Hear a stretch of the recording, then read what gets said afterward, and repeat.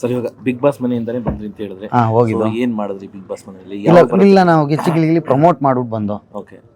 So ಏನ್ ತುಂಟತನ ಮಾಡಿದ್ರಿ ಇಲ್ಲಿ? ತುಂಟತನ ಅಂದ್ರೆ ಮಾಮೂಲಿ ರೇಗಿಸ್ತಾ ಇದ್ರು, ಅವ್ರು ರೇಗಿಸ್ತೋ, ಮತ್ತೆ ಏನೇ ಇವ್ರ ರಕ್ಷಿತವ್ರು ರೇಗಿಸ್ತೋ, ಅಶ್ವಿನಿ ಮೇಡಮ್ ಮಾತಾಡಿಸ್ತೋ, ನಮ್ ಗಿಲ್ಲಿ ಮಾಮೂಲಿ ಕಾಮಿಡಿ, ಗಿಲ್ಲಿ ಜೊತೆ ನಾವು ಕಾಮಿಡಿಯಾಗಿ ಮಾತಾಡ್ಕೊಂಡಿದ್ದು.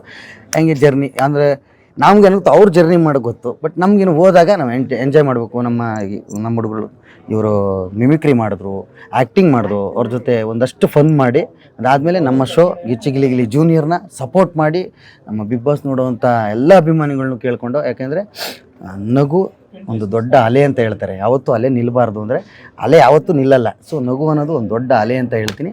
ಸೊ ಸಪೋರ್ಟ್ ಮಾಡಿ, ಥ್ಯಾಂಕ್ ಯು. ಸರ್ ಇವಾಗ ನಿಮ್ಮ ಸಪೋರ್ಟು ಯಾರಿಗೆ ಬಿಗ್ ಬಾಸ್ ಅಲ್ಲಿ? ನಿಮ್ಮ ಸಪೋರ್ಟ್ ಯಾರಿಗೆ? ನೀವು ಸಪೋರ್ಟ್ ಅಂದರೆ ಈಗ ಇರೋದೇ 5 ಜನ. ಸೊ ನಾನು ಅವತ್ತು ಹೇಳ್ದಂಗೆ ನಾನು ಮಂಡ್ಯ ಜಿಲ್ಲೆ, ನಮ್ಮ ಮಳವಳ್ಳಿ ತಾಲೂಕು ನಮ್ಮ ಗಿಲ್ಲಿ, ಯಾಕೆಂದರೆ ನಮ್ಮ ಅತ್ತೆ ಇದ್ದಿರೋ ಮನೆ ಪಕ್ಕದಲ್ಲಿ ಇರೋಂಥದ್ದು ಗಿಲ್ಲಿ ನಗಿಸ್ತಾ ಇದ್ದೀನಿ. ನಾವು ಅವ್ನಿಗೆ ಸಪೋರ್ಟ್ ಮಾಡ್ತೀನಿ ಮಂಡ್ಯ ಜಿಲ್ಲೆನಾಗಿ. ಬಟ್ ಎಲ್ಲರೂ ಆಟ ಆಡಿದಾರಲ್ಲ. ಮಗಳು ಮನೆ ಪಕ್ಕ? ನಮ್ಮ ಅತ್ತೆ ಮನೆ ಪಕ್ಕದಲ್ಲೇ ಇರೋದು, ಅವ್ರ ಮನೆ ದಡಪುರದಲ್ಲೇ ಇರೋದು. ಅದ್ರ ಪಕ್ಕ ನಮ್ಮ ಅತ್ತೆ ಕೊಟ್ಟಿರೋದು ಕುರುಂಪುರಕ್ಕೆ. ಸೊ ನಮ್ಮ ಹುಡುಗ ಗಿಲ್ಲಿ ಅಂತೀವಿ. ಯಾಕೆ ನಾನು ಮಂಡ್ಯದವನಿಗೆ, ನಮ್ಮ ಮಂಡ್ಯದ ಅವನು ಹಂಗೆ ಸಪೋರ್ಟ್ ಮಾಡಿರ್ತಾನೆ.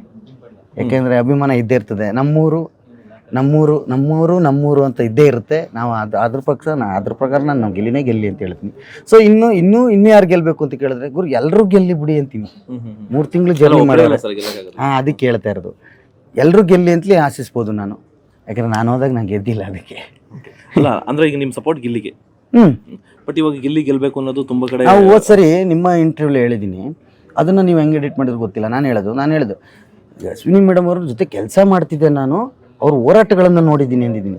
ಸೊ ಅವರೇ ಗೆಲ್ಲಬೇಕು ಅಂತ ನಾನು ಎಲ್ಲೂ ಹೇಳಿಲ್ಲ. ಅದು ಏನಾಗಿದೆ ಅಂತ ನನಗೆ ಕ್ವಶನ್ ಬಂತು, ಈ ಥರ ಹೇಳಿದಿರಿ ನೀವು ಅಂತೆಲ್ಲ ನೋಡಿದೆ. ಅವರೇ ಗೆಲ್ಲಬೇಕು ಅಂತ ಹೇಳಿಲ್ಲ. ಯಾಕಂದ್ರೆ ನೀವು 5 ಜನ ಆಟಗಾರರು. ಆ್ಯಕ್ಚುಲಿ ಸ್ನೇಹಿತರೆ ಎಲ್ಲ. ಗಿಲ್ಲಿ ನನಗೆ ಸ್ನೇಹಿತ, ರಘು ಸ್ನೇಹಿತ, ರಕ್ಷಿತಾ ಒಬ್ಳು ನಂಗೆ ಪರಿಚಯ ಇರಲಿಲ್ಲ. ಸೊ ಧನುಷ್ ಅವ್ರ ಸ್ನೇಹಿತರು, ಕಾವ್ಯ ಅವ್ರ ಸ್ನೇಹಿತರು, ಎಲ್ಲ ಸ್ನೇಹಿತರಾದಾಗ ನೀವು ಯಾರು ಗೆಲ್ಲಬೇಕು ಅಂದ್ರೆ ನಾನು ಎಲ್ಲರೂ ಗೆಲ್ಲಿ ಅಂತ ಹೇಳ್ತೀನಿ. ಸೊ ಅದರಲ್ಲಿ ಸ್ಪೆಷಲ್ ಈಗ ನಿಮ್ಮ ಮನೇಲಿ 5 ಜನ ಇರ್ತಾರೆ. ಈ 5 ಜನದಲ್ಲಿ ಯಾರಿಗೆ ಅವಾರ್ಡ್ ಕೊಡಬೇಕು ಅಂತ ಕೇಳಿದ್ರೆ, ಸರ್ ನಮ್ಮ 5 ಜನಕ್ಕೂ ಕೊಟ್ಬಿಡಿ, ಮನೆ ತುಂಬಾ ಆಯ್ತದ ಅವಾರ್ಡ್ ಅಂತೀರಿ. ಒಬ್ರಿಗೆ ಕೊಡೋದು ಅಂದ್ರೆ ಯಾರಿಗೆ ಅಂತೀರಿ? ಯಾರು ಟ್ಯಾಲೆಂಟ್ ಇದೆ ಅವ್ರಿಗೆ ಕೊಡಿ ಅಂತೀನಿ. Same too, that's all. Okay, ಸಿಕ್ತಾ ಉತ್ತರ? ಅದನ್ನ ಹೆಂಗಾಗಿದೆ, ಪೋಟ್ರ ಬೇರೆ ಥರ ಆಗಿದೆ ಅವತ್ತು ಮಾತಾಡಿರೋದು. ನಾನು ಅಶ್ವಿನಿ ಮೇಡಮ್ ಅವ್ರ ಜೊತೆ ಕೆಲಸ ಮಾಡಿದ್ದೀನಿ, ಅವ್ರ ಹೋರಾಟಗಳನ್ನು ನೋಡಿದ್ದೀನಿ ಅಂತ ಹೇಳಿದ್ದೀನಿ. ಬಟ್ ಅವರೇ ಗೆಲ್ಲಿ ಅಂತ ನಾನು ಹೇಳಿಲ್ಲ. ಹಂಗೆ ಹೇಳೋಕ್ಕೂ ಆಗಲ್ಲ. ಯಾಕಂದ್ರೆ ನಾನು ಒಬ್ಬ ಕಲಾವಿದ್ದೆ. ನಾನು ಬಿಗ್ ಬಾಸ್ ಸ್ಪರ್ಧಿಯಾಗಿ ಆಚೆಗೆ ಬಂದಿದ್ದೀನಿ. ಅಲ್ಲಿ 18 ಸೀಟಿಂದ ಕೊನೆಗೆ 6 ಸೀಟೇ ಉಳ್ಕೊಳ್ಳೋದು, 5 ಸೀಟೇ. ಅದರಲ್ಲಿ ಕೊನೆಗೆ ಒಬ್ರಿಗೆ ಸಿಗೋದೆ, ಒಬ್ರಿಗೆ ಮಾತ್ರ ಕಪ್ ಸಿಗೋದು. ಸರ್ ಈಗ ನಿಮ್ಮ ಪ್ರಕಾರ, ಗೆಸ್ ಪ್ರಕಾರ ಸುದೀಪ್ ಸರ್ ಎರಡೂ ಬದಿಯಲ್ಲಿ ಯಾರ್ಯಾರು ಇರಬಹುದು? ನೀವು ಹೇಳಿದ್ರಲ್ಲ, ಅಲ್ಲಲ್ಲ ಟ್ಯಾಲೆಂಟ್ ಇರೋರು ಅಂತ. ನನಗೆ ಇರೋದು ಹೇಳಿ ಅಲ್ಲಪ್ಪ. ನಿಮ್ಮಲ್ಲೊಂದು ಉತ್ತರ ಬಂದು ನನ್ನೊಂದು ಉತ್ತರ ಯಾಕೆ? ಹಂಗಲ್ಲ ಸರ್. ಈಗ ನಿಮ್ ಗೆಸ್ ಪ್ರಕಾರ, ಈಗ ನನ್ ಬಿಡಿ, ಟ್ಯಾಲೆಂಟ್ ಎಲ್ಲರಿಗೂ ಇದೆ ಅನ್ಕೊಳ್ಳೋಣ. ಸೊ ನಿಮ್ ಗೆಸ್ ಪ್ರಕಾರ? ಸರ್ ನಮ್ ಗೆಸ್, ಬಿಗ್ ಬಾಸ್ ಅನ್ನೋದು ಗೆಸ್ ಹೆಂಗ್ ಮಾಡ್ತೀರಾ? ನಿಮ್ ಗೆಸ್ ಸರ್. ನನ್ ಗೆಸ್ ನಾನು ಹೇಳ್ತೀನಿ. ಟ್ಯಾಲೆಂಟ್ ಒಂದ್ ಕೈ ಗಿಲ್ಲಿ ಇರ್ತಾರೆ, ಇನ್ನೊಂದ್ ಕೈಗೆ, ಒಂದ್ ಕೈ ಗಿಲ್ಲಿಗೆ, ಇನ್ನೊಂದ್ ಕೈ ಗ್ಯಾರಂಟಿ. ನನ್ನ ಆಸೆ ಇರೋದು ಒಂದ್ ಕೈ ಗಿಲ್ಲಿಗೆ, ಇನ್ನೊಂದ್ ಕೈ 2-3 ಜನ ಅವ್ರೆ ಟ್ಯಾಲೆಂಟ್ ಇರೋರಿಗೆ. ಅಲ್ಲ 2-3 ಜನ ಅವ್ರೆ ನನ್ನ ಇದ್ರಲ್ವೇ.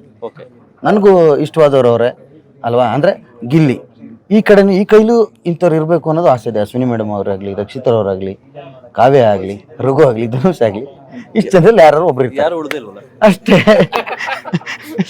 ಅಷ್ಟು ಜನದಲ್ಲಿ ಯಾರು ಇರಲಿ, ಈ ಕಡೆ ಒಂದು ಕೈ ಗಿಲ್ಲಿ ಇರ್ತಾನೆ ಅಂತ ನನಗೆ ನೀವು ಅಭಿಪ್ರಾಯ ಕೇಳ್ತೀರಲ್ವ, ನನ್ನ ಅಭಿಪ್ರಾಯ ಈ ಕಡೆ ಗಿಲ್ಲಿ ಇರ್ತಾನೆ, ಈ ಕಡೆ 5 ಜನದಲ್ಲಿ ಒಬ್ರು ಇರ್ತಾರೆ. ಮುಗಿತ, ಉತ್ತರ ಸಿಕ್ತು. ಸೊ ಫೈನಲ್ ಆಗಿ ನೀವು ಆಕ್ಚುಲಿ ಗಿಲ್ಲಿ ಬಗ್ಗೆನೇ ಮಾತಾಡೋದಾದ್ರೆ, ಈಗ ಗಿಲ್ಲಿ ಬಗ್ಗೆನೇ ತುಂಬಾ ವಿವಾದಗಳು ಬರ್ತಾ ಇದೆ. ಏನಪ್ಪ ವಿವಾದಗಳ? ಅಲ್ಲ, ಒಂದ್ ನಿಮಿಷ ಹೇಳ್ತೀನಿ ಸರ್. ಈಗ ಏನ್ ಸೋಷಿಯಲ್ ಮೀಡಿಯಾದಲ್ಲಿ ನೋಡ್ತಾ ಇದೀವೋ, ಒಂದು ಕಡೆ ಗಿಲ್ಲಿನ ಗೆಲ್ಲಿಸ್ಬೇಕು ಅಂತ ರ್ಯಾಲಿ ಹೋಗ್ತಾ ಇದಾರೆ, ಮತ್ತೆ ಪಾದಯಾತ್ರೆ ಮಾಡ್ತಾ ಇದಾರೆ. ಅದು ಗೆಲ್ಲಿಸ್ಬೇಕು ಅಂತ ರ್ಯಾಲಿ ಅಲ್ಲ ಸರ್, ಅದು ಅಭಿಮಾನ. ಅದು ಅದನ್ನೇ ಹೇಳ್ತಾ ಇರೋದು. ಒಬ್ಬ ಕಲಾವಿದ, ಒಂದು ಕಲಾವಿದಂಗೆ ಸಿಗೋದೇನು ಅಂತಂದ್ರೆ, ಅವನಿಗೆ ದುಡ್ಡು ಸಿಗ್ಬೋದು, ಅವನಿಗೊಂದು ಐಷಾರಾಮಿ ಜೀವನ ಸಿಗ್ಬೋದು, ಎಲ್ಲ ಸಿಗ್ಬೋದು. ಬಟ್ ಜನಗಳ ಪ್ರೀತಿ ಸಿಗೋದಿದೆಯಲ್ಲ, ಅದು ಎಲ್ರಿಗೂ ಸಿಗಲ್ಲ. ಒಬ್ಬ ಕಲಾವಿದಂಗೆ ಮಾತ್ರ ಜನಗಳ ಪ್ರೀತಿ ಸಿಗೋದು. ಸೊ ಆ ಪ್ರೀತಿನೇ ಇವಾಗ ಗಿಲ್ಲಿಗೆ ಸಿಗ್ತಾ ಇರೋದು. ಬಟ್ ಆ ಪ್ರೀತಿ ಸಿಕ್ಕಿರೋದು ಒಂದ್ ಕಡೆ ಆದ್ರೆ, ಇನ್ನೊಂದ್ ಕಡೆ ಗಿಲ್ಲಿನ ಸೋಲಿಸ್ಬೇಕು ಅಂತ ಒಂದು ಕಡೆ ರೆಡಿ ಆಗಿದೆ. ಹಣ ಚೆಲ್ತಾ ಇದೆ, ಹಣ ಬಲ ಎಲ್ಲ. ನೀವು ಅನ್ಕೊಳ್ಳೋದು ಅಷ್ಟೇ ಸರ್. ನೀವು ಹಣ ಎಷ್ಟು ಕೋಟಿ ಇರೋನ್ಗೆ, ಎಷ್ಟು ಕೋಟಿ ಇದ್ರೇನು ಸರ್, ಯಾರು ಹಣ ಚೆಲ್ಲಿ ಒಬ್ಬನ ಸೋಲ್ಸಕ್ಕೂ ಆಗಲ್ಲ, ಗೆಲ್ಸಕ್ಕೂ ಆಗಲ್ಲ. ಇನ್ನೊಂದು ಹೇಳ್ತೀನಿ ಕೇಳ್ಕೊಳ್ಳಿ, ಬಿಗ್ ಬಾಸ್ ಒಂದು ವ್ಯಕ್ತಿತ್ವದ ಆಟ. ಬಿಗ್ ಬಾಸಲ್ಲಿ ನಾನು 9 ವಾರ ಇದ್ಬಿಟ್ಟು ಬಂದಿದ್ದೀನಿ. 500 ಕೋಟಿ ಇರೋರು ಬಂದು ಬಿಗ್ ಬಾಸಲ್ಲಿ ಇರೋಕ್ಕಾಗಿಲ್ಲ. ಟ್ಯಾಲೆಂಟ್ ಇರೋರು ಮಾತ್ರ ಇರೋಕ್ಕಾಗಿರೋದು. ಅರ್ಥ ಆಯ್ತಾ? ಹಣಬಲ ಗಿಣಬಲ ಅದೆಲ್ಲ ಇಲ್ಲ ಸರ್. ಇದು ರೂಮರು. ಈಗ ನೋಡ್ರಿ, ಊರಲ್ಲಿ ಒಂದು ಒಳ್ಳೇದು ಮಾತಾಡೋರು ಇರ್ತಾರೆ, ಕೆಟ್ಟದ್ದು ಮಾತಾಡೋರು ಇರ್ತಾರೆ. ನಮ್ಮ ಕೆಲಸನೇ ನಾವು ಮಾಡ್ಕೊ ಹೋಗ್ತಾ ಇರ್ಬೇಕು. ಅಲ್ಲ, ಇನ್ನೊಂದು, ಈಗ ಒಬ್ಬ ಕಾಮಿಡಿ ಮ್ಯಾನ್ ಅಂದ್ರೆ ಕಾಮಿಡಿ ಮಾಡೋನು ಅವನ ಟ್ಯಾಟೋ ಹಾಕೋತಾರೆ, ಇಷ್ಟು ಅಭಿಮಾನ ಇದೆ ಅಂದ್ರೆ ಅದಕ್ಕೆ ಒಂದು ಟ್ಯಾಟೋ ಹಾಕೊಡು. ಅದು ಅವ್ರ ಪ್ರೀತಿ. ನಾನು ಹೇಳ್ತಾ ಇದ್ದೀನಿ, ನಿನ್ನ ಪ್ರೀತಿನ ವ್ಯಕ್ತಪಡಿಸೋದನ್ನ ನಾನು ವ್ಯಕ್ತಪಡಿಸ್ಬೇಡ ಅನ್ನೋದು ತಪ್ಪು. ಅಭಿಮಾನ ಅದು ತುಂಬಾ ಖುಷಿ ಆಗುತ್ತೆ. ಯಾಕೆ ಹೇಳಿ? ನಾನು ಹೇಳೋದು, ಒಬ್ರು ಅಭಿಮಾನಿಗಳು ಒಂದು ಟ್ಯಾಟೋ ಹಾಕ್ಸ್ಕೊತಾರೆ ಅಂದರೆ ತುಂಬ ಖುಷಿ ಆಗುತ್ತೆ ರೀ. ನಮ್ಮ ಮನೇಲೇ ನನ್ನ ಹೆಸರು ಹಾಕ್ಸ್ಕೊಂಡಾಗ ಅಯ್ಯೋ ಕೈಯೆಲ್ಲ ನೋಯ್ತದೆ ಅಂದದ್ದು ಉಂಟು. ಸೊ ಒಬ್ರು ಅಭಿಮಾನಿ ಅದೊಂದು ಅಷ್ಟು ದೊಡ್ಡ ಟ್ಯಾಟೋ ಹಾಕೋತಾರೆ ಅಂದರೆ ಅವ್ರಿಗೆ ಹ್ಯಾಟ್ಸ್ ಆಫ್ ಹೇಳಬೇಕು. ಅವ್ರಿಗೊಂದು ದೊಡ್ಡ ನಮಸ್ಕಾರ ನಮ್ಮ ಕಡೆಯಿಂದ, ಕಲಾವಿದರ ಕಡೆಯಿಂದ ಒಂದು ತುಂಬ ಹೃದಯದ ಧನ್ಯವಾದಗಳು ಹೇಳ್ತೀನಿ. ಈಗ ಹೀರೋಗಳ ಟ್ಯಾಟೋಗಳನ್ನ ಹಾಕೊಳ್ತಾ ಇದ್ರು, ಈಗ ಕಾಮಿಡಿ ಮಾಡೋ ಟ್ಯಾಟೋಗಳು ಹಾಕೋತಿದ್ರು. ಕಾಮಿಡಿಯನ್ಸ್ ಜನಗಳಲ್ಲಿ ಹೀರೋಗಳಲ್ವಾ? ಯಾವ ತರ ಆನಂದಿಸ್ತೀರಾ? ಸಾರ್, ಒಂದು ಅಭಿರುಚಿ ಸಾರ್. ಒಂದು ಸಿನಿಮಾ ಅಂದಮೇಲೆ ಒಂದು ಹೇಳ್ತೀನಿ, ಒಬ್ರಿಗೆ ಫೈಟ್ ಇಷ್ಟ ಆಗುತ್ತೆ, ಒಬ್ರಿಗೆ ಸಾಂಗ್ ಇಷ್ಟ ಆಗುತ್ತೆ, ಒಬ್ರಿಗೆ ಕಾಮಿಡಿ ಇಷ್ಟ ಆಗುತ್ತೆ. 5 ಥರ ಅಭಿರುಚಿ ಇರೋರೇ ಪ್ರೇಕ್ಷಕರು ಬರೋದು. ನಾವು 5 ಥರನೂ ಒಂದು ಸಿನಿಮಾದಲ್ಲಿ ನಾವು ಕೊಡಬೇಕು.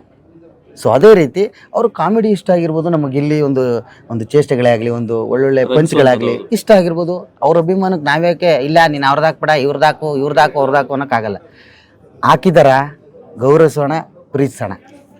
ಈ ರೇಂಜ್ಗೆ ಟ್ರೆಂಡ್ ಆಗಿರೋದು ಹೇಗನ್ಸುತ್ತೆ ಅಂದರೆ, ಇಷ್ಟೊಂದು ಬಿಗ್ ಬಾಸ್ ಅವ್ರ ಟ್ಯಾಲೆಂಟು ಇಲ್ಲ. ನಿಮಗೆ 9-10ನೇ ಸೀಸನ್ನಿಂದ ಬಿಗ್ ಬಾಸ್ ಇಸ್ ಟ್ರೆಂಡ್ ನಾನು ನೋಡಿದ್ದು. ಅದು 1ನೇ ಸೀಸನ್ನಿಂದಲೂ ಟ್ರೆಂಡೇ. ಸೊ ಇಷ್ಟು ಇನ್ನೂ ಅಂದರೆ 10ನೇ ಸೀಸನಲ್ಲಿ ನೀವು ನೋಡಿದ್ರೆ 10ನೇ ಸೀಸನ್ ಆಗಲಿ, 11 ಆಗಲಿ, 12 ಆಗಲಿ, ನೀವು ಅಷ್ಟು ಕ್ರೇಜು ನೋಡಿದಿರಿ ಅಲ್ವಾ?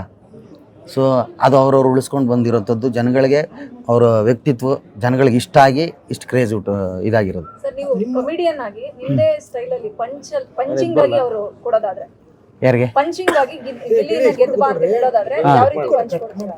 ನಾನು ಗಿಚ್ಚಿ ಗಿಲಿಗಿಲಿ ಮಾಡ್ತಾ ಇದ್ದೀನಿ. ಸೊ ಗಿಲ್ಲಿ ಗೆದ್ದು ಬಾ. ಆ್ಯಕ್ಚುಲಿ ನಮ್ಮ ಅಕ್ಕಪಕ್ಕ ನಮ್ಮ ಭಾಗದವ್ರೆ, ನಾವು ಕಣ್ಣಾರೆ ನೋಡಿದ್ದೀಲ್ವ, ನಾವೆಲ್ಲ ಕಷ್ಟಪಟ್ಟು ಬೆಳೆದು ಬಂದಿರೋಂಥವ್ರು. ಸೊ ಅವನ ಕಷ್ಟಗಳನ್ನು ನಾವು ಕೇಳಿದ್ದೀವಿ, ಬಟ್ ನೋಡಿದ್ದೀವಿ ನಾವು ಕಾನ್ಫಿಡೆನ್ಸ್ ಆಗಿ. ಸೊ ಅವರೊಬ್ಬರು ಸೆಟ್ ಬಾಯ್ ಆಗಿ ಬಂದು, ಯಾರಿಗೂ ಏನು ಸುಮ್ಮನೆ ಅಲ್ಲ, ಸೆಟ್ ಬಾಯ್ ಆಗಿ ಬಂದು, ಆಮೇಲೆ ಅಸಿಸ್ಟೆಂಟ್ ಡೈರೆಕ್ಟಾಗಿ ಸೇರಿ, ಸೊ ಸ್ವಂತ ಒಂದು ಯೂಟ್ಯೂಬ್ನ ಇದು ಮಾಡಿ ಅಲ್ಲಿ ಅವನ ಕಥೆಗಳನ್ನು ಹೇಳಿ, ಅದು ಒಂದೇ ಒಂದು 7 ನಿಮಿಷ ಒಂದೇ ಸರ್ ಮಾತಾಡೋಂಥದ್ದನ್ನ ಮಾಡಿ ಇಷ್ಟು ಜನಗಳ ಪ್ರೀತಿ ಗಳಿಸಿ ಇವತ್ತು ಇಲ್ಲಿ ಬಂದಿದ್ದಾನೆ ಅಂದರೆ ಸಾಮಾನ್ಯ ಅಲ್ಲ. ಈ ಮಟ್ಟಕ್ಕೆ ಬರಬೇಕು ಅಂದರೆ ಸುಮ್ಮನೆ ಆಗಲ್ಲ. ಆಮೇಲೆ ಇಷ್ಟು ಜನ ಪ್ರೀತಿ ಪಡಿತಾರೆ ಅಂತಂದರೆ ಅದು ಸುಮ್ಮನೆನೂ ಅಲ್ಲ. ಎಲ್ಲರೂ ಸುಮ್ಮನೆ ಪ್ರೀತಿಸೋಕ್ಕಾಗಲ್ಲ. ನೀವು ನೋಡ್ದಂಗೆ ಕೋಟಿ ಇರೋರು ಇಲ್ಲ, ನಾನು ನಿಮ್ಗೆ ಇಷ್ಟು ಜನ ಕಂಡುಹಿಡಿಬೇಕು ಅಂದರೆ ಅವ್ರು ದುಡ್ಡು ಚೆಲ್ಬೇಕಾಗುತ್ತೆ. ಸೊ ದುಡ್ಡಲ್ಲ ಮುಖ್ಯ, ಟ್ಯಾಲೆಂಟು ಅಂತ. ಅಲ್ಲ, ಅವ್ರದ್ದು ಅವನು ಜೀಲಿದ್ದ, ನಾನು ಕಲಸ್ ಕನ್ನಡ.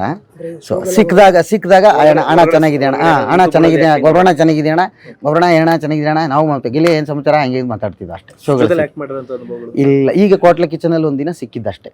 ಅಂದರೆ ಅವ್ರು ಆ ಚಾನಲ್, ನಾನು ಈ ಚಾನಲ್ ಇದ್ದಿದ್ದು. ಇಲ್ಲ ಸಿಕ್ಕಿಲ್ಲ. ಸಿನಿಮಾದಲ್ಲಿ ಮಾಡಿದ್ರ, ಬಟ್ ಇದರಲ್ಲಿ ಡೆವಿಲ್ ಅವ್ರದ್ದು ಇದ್ದಾಗ ಶೂಟ್, ನಂದು ಒಂದು ಸಾಂಗ್ ಶೂಟ್ ಇತ್ತಷ್ಟೇ. ಎಂಡು ಡೆವಿಲಲ್ಲಿ ಮಾಡಿದ್ದು, ಜೊತೆನೇ ಕಾಂಬಿನೇಷನ್ ಇಲ್ಲಿ.